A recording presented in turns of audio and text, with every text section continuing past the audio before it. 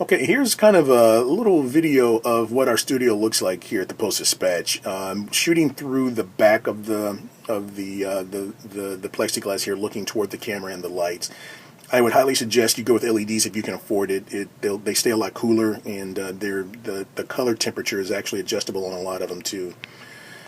This is the frame, the plexiglass framed in the wood that our buildings guy built, and it's about 4 feet from the back of the table, the desk there. So it's about 48 inches from the back of the table to the glass, and it seems to be a nice depth of field there for the shooting through from the camera to the newsroom.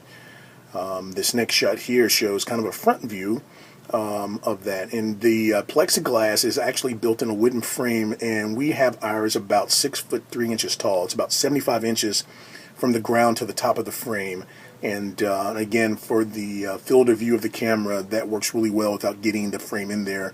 When we set this up, it was a lot taller than we had anticipated, and then we couldn't get the bottom of the wooden frame out of the image. It was too high above the back of the table there, and it kept showing, so we had to lower it to get it down below the field of view of the table.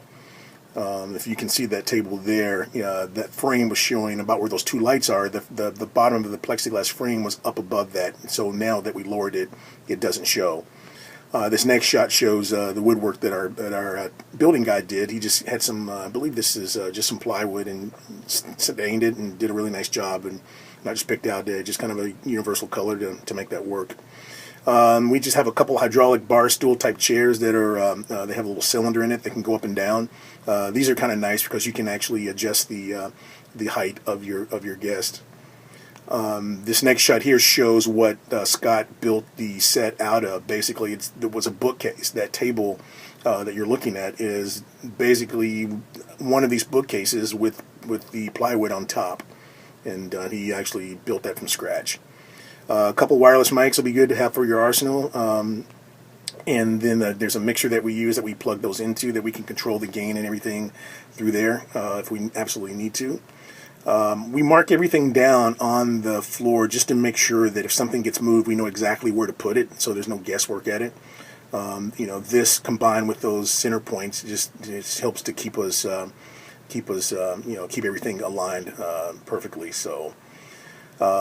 We also have a computer on the side here in case we need it. If we need to run a Skype camera, we can actually run it through this laptop and put the Skype on a tripod or something, the Skype camera on a tripod, and use that. And then also too, it'd be good to have some kind of a desk right next to the tripod with your main shooting camera, because that way you can set a lot of your stuff on it, your mixer, your extra mic receivers that go to the mixer, stuff like that.